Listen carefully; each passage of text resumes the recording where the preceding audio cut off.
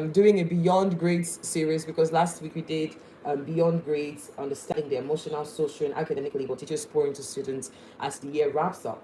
And today we're talking Beyond Grades, understanding how children really learn. For academic performance has been measured mainly by tests. I don't even think it's right to say for a long time. I think it's going to always be like that.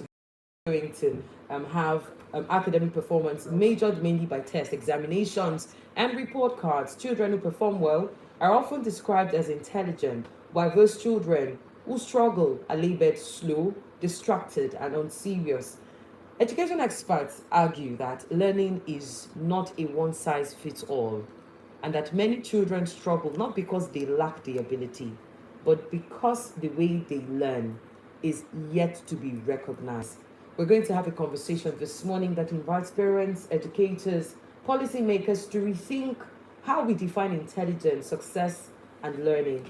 And I have in the studio this morning joining us an education and child development professional with experience in learning support, parent education, and child focused interventions.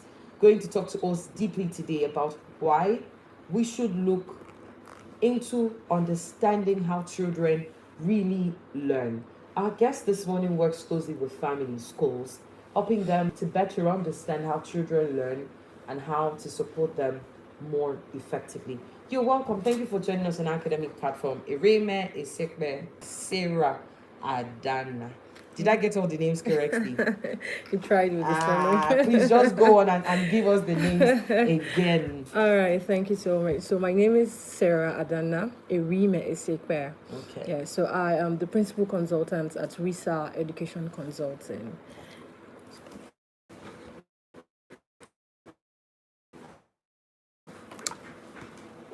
So I'm the principal consultant at RISA Education Consulting, and our goal is to see that children are not judged as slow, as dull because of they are not good enough when it comes to having good grades in class, or because of some certain subjects, probably maths, English, and so on and so forth. So all right, thank you so much. Sarah is here today, and we're going to look deep into the conversation. Let's even talk why we should listen and look out for the way children learn, because over the years, it's no news that you even bring your results. When I was in primary school, if two persons carried the first position, the next person is going to come with a third.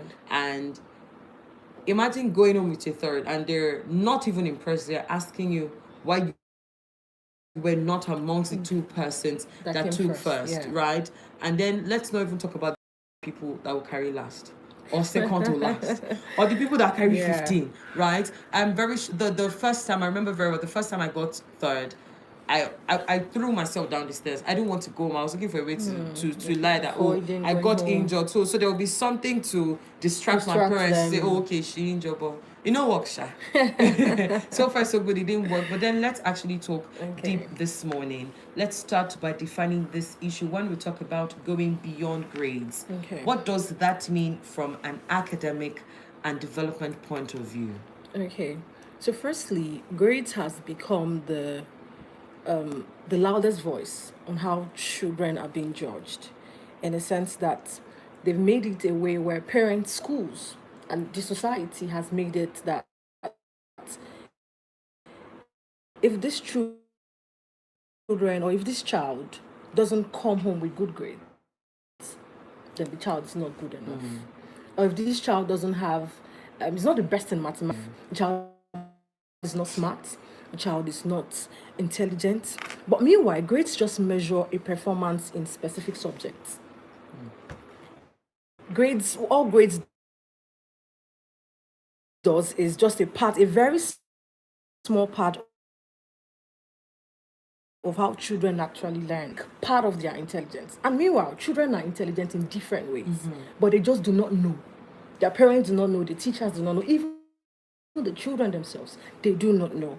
So children are more than their report cards. You can actually see that a child who even has good grades, who comes home with good grades, trust me, one way or the other, they're struggling with either self-awareness, or identity or something.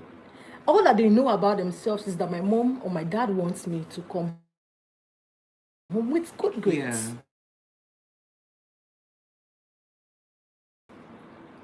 And you can also see it's beyond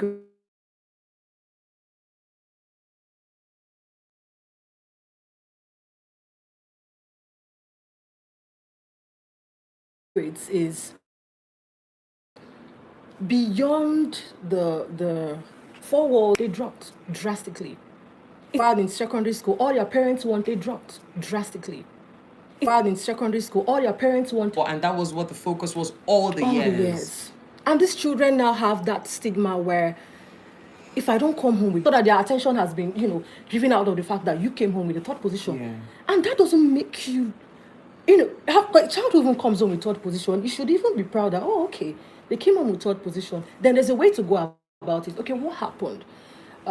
You could actually do more than this, right? Instead of not coming, why did you get third position? The person that had first position, do they have two heads? Why did you do this? Why did you do that? So beyond grace it's beyond the four walls of school. It is. Basically, and the thing is, it affects everybody around, because I also remember a particular parent coming to a school and she just wanted to see me. And the reason was she was wondering, when somebody comes to say, oh, I want to see the one they say is always carrying first. And in my head, is it this deep? And by the time I came third, I'm like, okay, I have disappointed. It was scary. It was very, very scary for me. But why do you think our education system relies so heavily on grades and examinations as the primary measure of intelligence? It's deeply rooted. People are going to even come at you and say, oh, you're using yourself as an example because, oh, you did not carry first. Now, people where they carry first, they will not have this kind of issues, right? And then they would say, if you want us not to, when they come out to the third class or they come out with pass, are you going to give them jobs? So this is where we're at. Why do you think that we're so heavily rooted, focused, relying on using grades as primary measures of intelligence? Okay, so I believe that's because even the society has made it look like if you don't come out with this grade, then you can't get a job, or you can't be employed, or you can't fit into a certain system or status quo. But really, the reason why they set this as a standard, it is good that kids have good grades. But there are different ways to having good grades. And I'm not advocating for the fact that grades are not good. Grades are good. But the matter is, the children who don't come home with good grades, have you sat down to wonder why? Society has made it that good grades it's a yardstick. It's important, and it is very important. They should come home with first class. They should come home with second class. They should come home with first class upper or lower. No, second class upper or lower. But no problem. There are different ways into getting it. So whenever you see or you have children where they are struggling with even having those grades, there are different ways to go about it. In a sense where you can now say, why are you having bad grades? What exactly is the issue? They don't sit to ask that. So they're just either punishing the children, just either making them feel out of place. Oh, you aren't going out this holiday. There's no Christmas post for you. We're not sitting to ask what the issue is the issue. This course you understand. How does the teacher teach? Why do you understand this one better? Why do you understand this one deeper? So now let's start to talk about consequences of this approach for children who learn differently. So they're not dull, they are not slow. Then there are children who learn differently, but we're not looking beyond grades. Let's talk the consequences, effect it has on them. Okay, you said something about children learning differently. So there's something I do when I teach children, which is called the different learning styles, learning preferences. There's the visual learner, and there's the kinesthetic learners. So from the word visual, you can see that it's the way you need to see to understand. Auditory, you need to hear to understand. Reading and writing, okay, you can pick up a book and You've grasped everything that's in the book without someone explaining it to you. And then the kinesthetic learner, they need to move up and about. They can't sit at a place.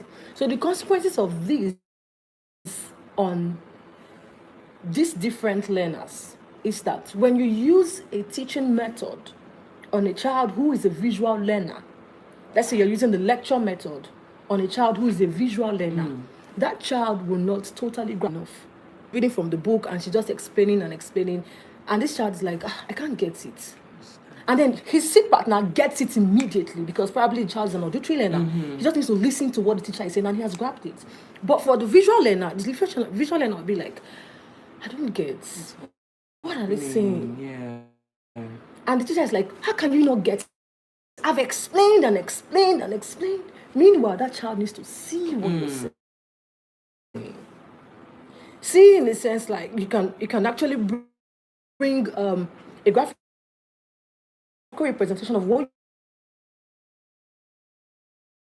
you'll probably use what they call it, a projector to teach or something, just so they can actually see what is being taught. And what that does to the children is that it makes them, they first of all will tempt themselves. Those ones, they will move. I don't know if you can remember, probably when you were in school, in your class, there were just this student or there was that student who does not sit at a place. That's a kindness place. They are lost for something. They do this thing and the child is like, so that affects their learning. And that has a big consequence on them because they will now term themselves as dull, that they're not good enough. Meanwhile, the school, the teachers, their parents can now discover, I've realized that you don't sit at a place. Okay, it seems that you differently, but rather they can give room. So if you're using a lecture method, you are using practicals at the same time. You're using visuals at the same time. You're using reading and writing at the same time. You're telling them to demonstrate at the same time. In that way, you are ways that information can be processed in children. And Terence said we have visual learners, auditory learners, and kinesthetic learners. And then it's left for us to be able to identify what method works for the learner. So how does a mismatch between teaching methods and a learning style affect academic performance and behavior? Okay, so the mismatch between learning, please help me with that. The teaching methods and the child's learning style. When there is a mismatch, how does it affect academic performance and behavior? Because some persons will still argue and say, no, it does not. It doesn't. It does. It does. So, for instance, you as a parent, or just talk about ourselves, let's bring it home. Imagine you learn in a certain way, like I used the example of a visual learner. Imagine no matter what your teacher taught you in your secondary school or your lecturer in university, you know how it's like lecturing. If you went to a public university, they're just coming to give you lecture methods and they're like, whatever happens, happens. So imagine after you've been taught that way, you don't go home to pick up your phone and go on YouTube look for videos. If you don't do that, trust me, you will never get what the lecturer taught. So it's the same thing with students who are in secondary school. If the teacher just decides that all he or she is going to do is to just come right on the board, explain, and go. And then you expect a visual learner who doesn't just want to hear, but wants to see, probably through textbooks that have pictures, or for schools that have that provides projectors or just something. If all of those things are not done, that would affect their ability to understand what has been taught. And the same way, if you just all you do is practicals. Let's go to the lab. Let's go to the lab. Let's go to the lab. Some of them are like, I don't just want to practicalize with my hands. The students who love practicals will do better. The ones who prefer, let me write it down. Teach me, just explain to me. You don't need to do all of these things. We will not get it as the way the one who is doing practicals will get it. So when you use a teaching method, a particular teaching method, on a child who has a different learning style, it affects their ability to assimilate, and that would affect their grades, their academic performance, pivotal thing. In as much as, because of time, probably a teaching session is just for 45 minutes or something. You can't do all of those things at the same time. Then you should give room for opportunities. If you're teaching, for instance, about atom, or if you're teaching about matter, if you're teaching about whatever subject you're teaching on or topic, you should have something as a picture. And at the same time, when you go into the lab, you are explaining, so you're actually touching every child. Everything. You're touching every child. So when you force a child to learn in a way that they do not understand, or you're teaching a child in a way that they don't understand, that affects their academics. It affects their performance, and in turn will affect their grades. All right, so yes, there is a link between a child that's not being taught with a learning style that they understand.